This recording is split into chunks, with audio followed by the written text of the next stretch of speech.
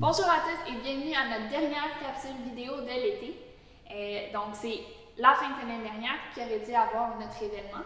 J'espère que vous avez aimé le Island Drive-In Festival qui a présenté l'Acadie de Lille, 300 ans d'histoire à découvrir, dimanche dernier.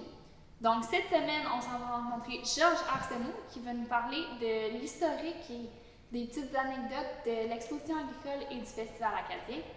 N'oubliez pas de surveiller pour Acazine qui sera caché un peu partout dans la vidéo. Donc, allons-y!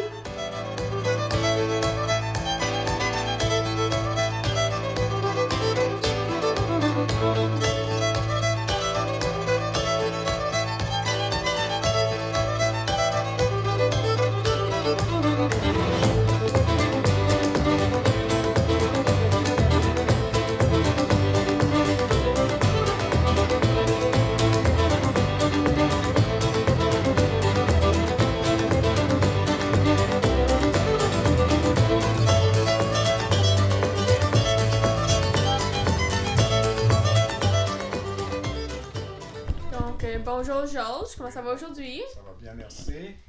Donc, on a Georges ici aujourd'hui pour nous parler un peu de l'historique de l'exposition agricole et peut-être un peu du festival. Donc, comment est-ce que l'exposition est commencée? On commencera au début. C'est ça, la première c'était en 1903, c'était à Urbainville. C'était une petite exposition seulement pour les membres de l'Institut des fermiers d'Urbainville. À cette époque-là, il y avait des associations de fermiers qui se rencontraient plusieurs fois dans l'année pour discuter des techniques, des moyens d'améliorer l'agriculture, l'élevage des animaux. C'était encouragé par le gouvernement. Puis, une des activités que les gens d'Urbainville ont décidé, c'était d'avoir une petite exposition agricole. Ça s'est passé dans la cour d'école et puis ça a été un grand succès. Et ils ont pensé, l'année suivante, on va peut-être inviter les fermiers des autres districts de la paroisse de Béhigmont. Ça, c'est en 1904, la deuxième.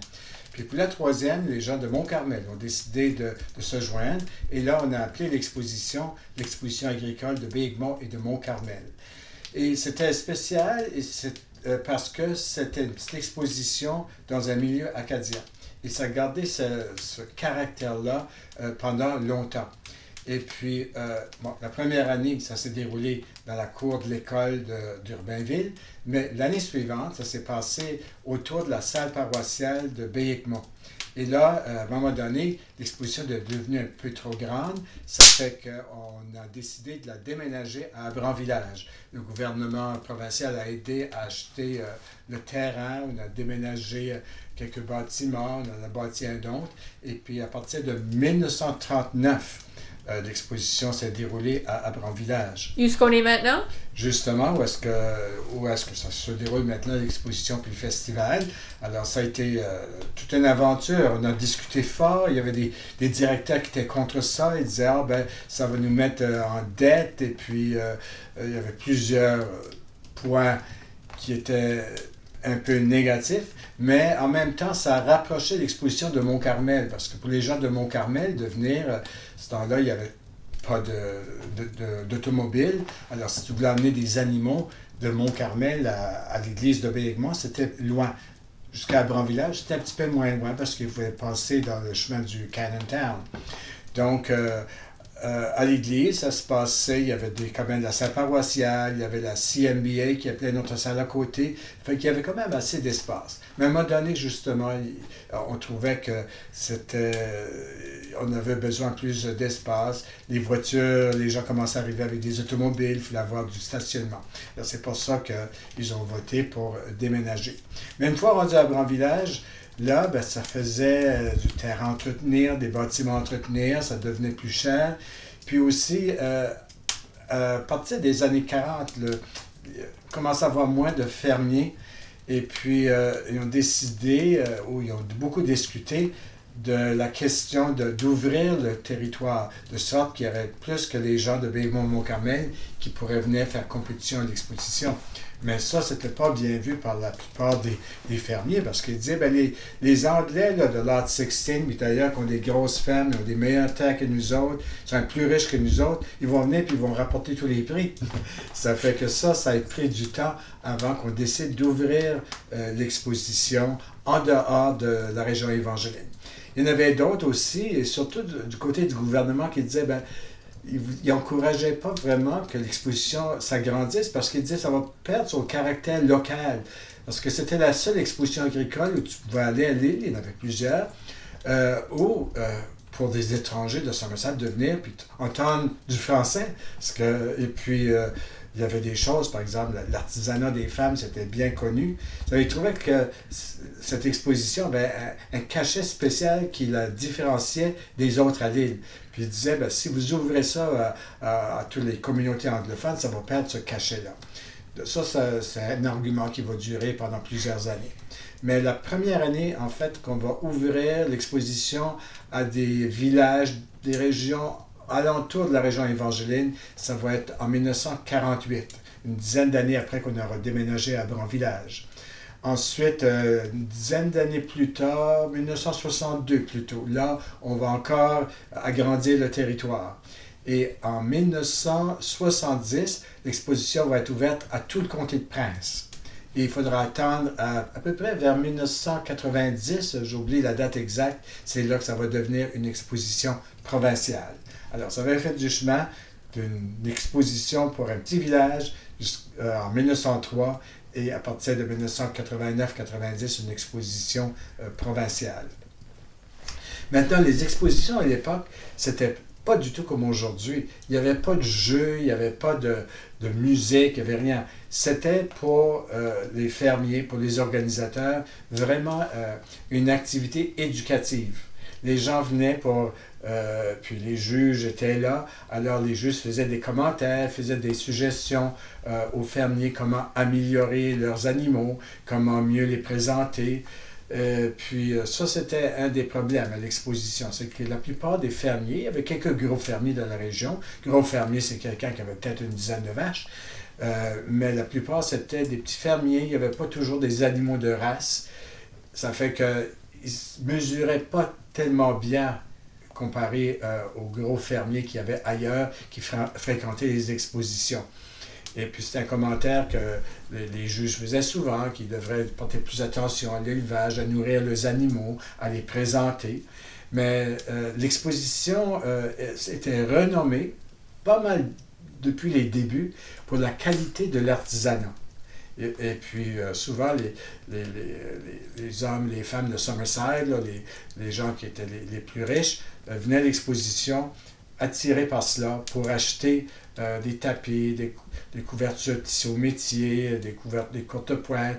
Alors ça, l'exposition a vraiment contribué à faire développer l'artisanat dans la région. Et puis, rendu aux années 50-60, c'était la grande réputation de la région, la qualité de l'artisanat.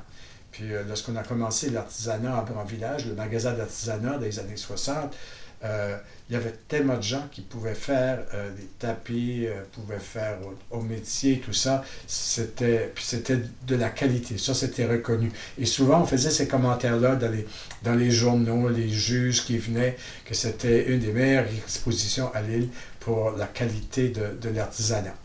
Maintenant, il n'y avait pas de jeu, il n'y avait pas de musique avant les années...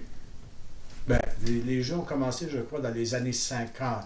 Parce qu'après qu'on a déménagé à Brant-Village, il y avait plus de dépenses. Et puis, on essayait d'avoir des plus grosses subventions du gouvernement. Ça ne venait pas. Ça fait qu'ils ont dû accepter d'avoir des jeux de chance comme Merry-Go-Round. Pas le Merry-Go-Round, mais le Crown and Anchor, des jeux qui pourraient rapporter un peu d'argent. Ça n'a pas rapporté plus que ça. Il y avait la cantine. Puis ensuite, il y avait des repas qu'on servait. Ça, c'était important parce qu'il n'y avait pas de restaurant dans le coin. Les gens venaient aussi loin que Charlottetown, par exemple, les gens du gouvernement, pour venir à l'exposition. Il fallait qu'on leur donne à manger. Puis ça fait qu'on servait des repas à la salle paroissiale. Puis Puis souvent, on ne faisait pas beaucoup d'argent avec ça. Puis on disait, ben, on ne fait pas les repas pour faire de l'argent, c'est pour rendre un service. Donc, c'était ça, l'exposition, jusqu'à ce qu'à partir des années 1960, on va permettre d'avoir un petit peu de musique pour réveiller l'exposition, de la gigue et puis du violon, éventuellement quelques chansons. Mais on ne voulait pas que ça devienne vraiment une sorte de festival, une fête culturelle. On mettait toujours l'accent sur l'aspect éducatif, surtout pour les fermiers. Alors, rendu dans les années 60, il commence, surtout à la fin des années 1960, il commence à y avoir un renouveau dans les directeurs de l'exposition et les directrices. Parce qu'au début, c'était seulement des hommes, les directeurs. Ça va prendre de nombreuses années avant qu'il y ait quelques femmes qui vont se joindre au conseil d'administration.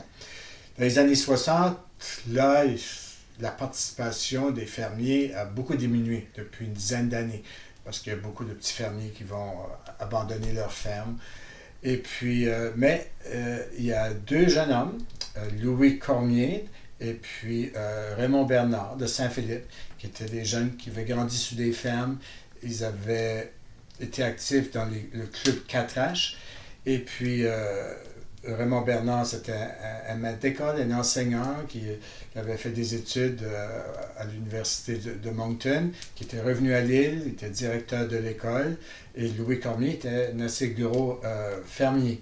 Alors, eux vont devenir des directeurs de l'exposition, ils vont amener du sang nouveau et aussi des idées nouvelles à l'exposition. Et puis, c'est beaucoup eux qui vont pousser les directeurs à prendre un nouveau chemin.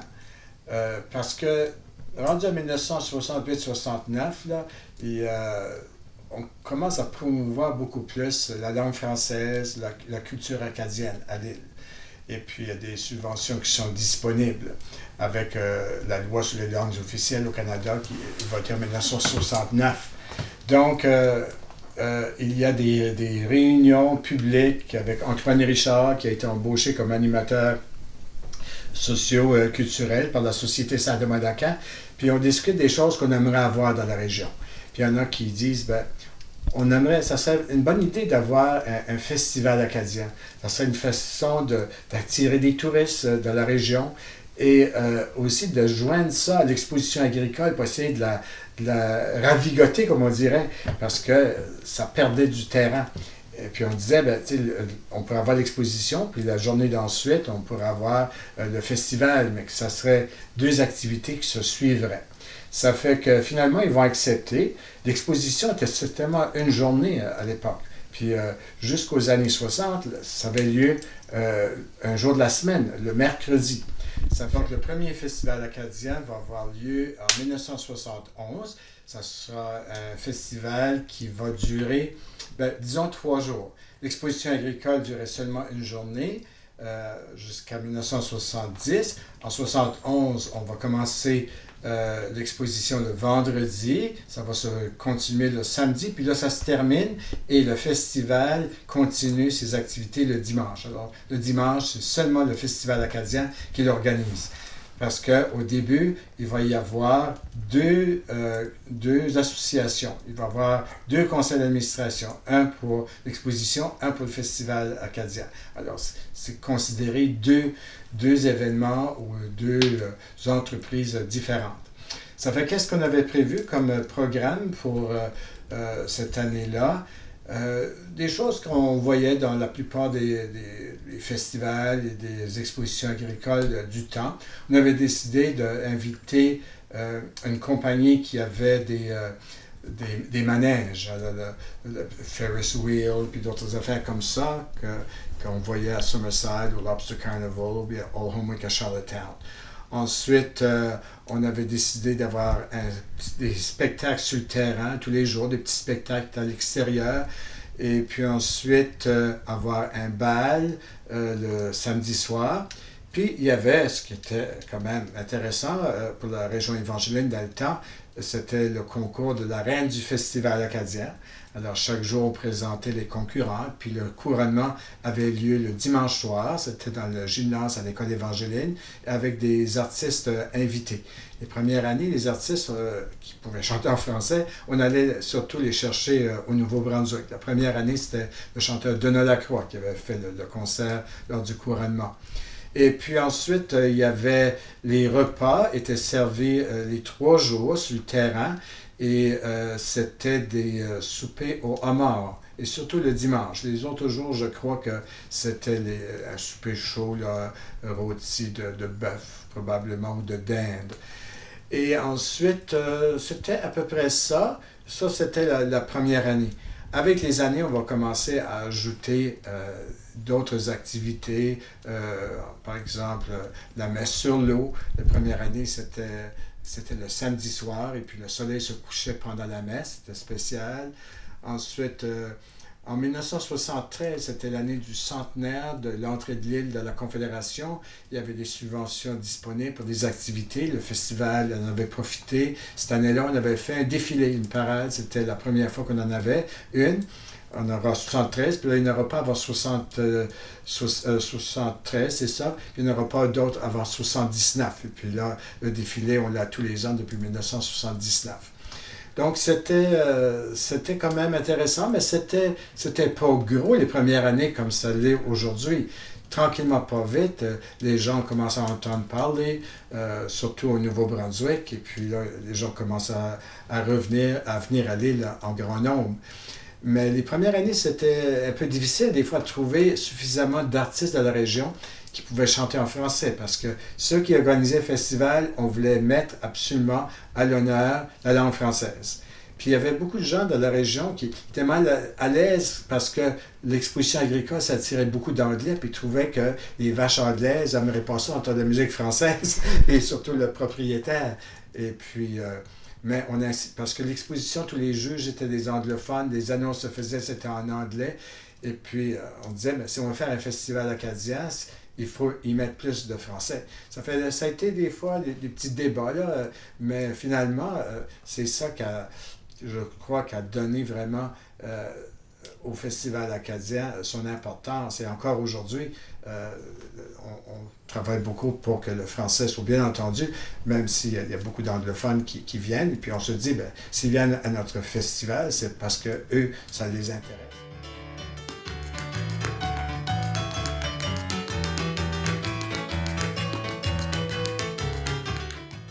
Merci beaucoup d'avoir pris le temps de regarder notre vidéo. Si vous l'avez aimé, poussez le bouton aime. Il sera posté sur YouTube, Facebook et Instagram. Donc n'oubliez pas de vous abonner. À la semaine prochaine!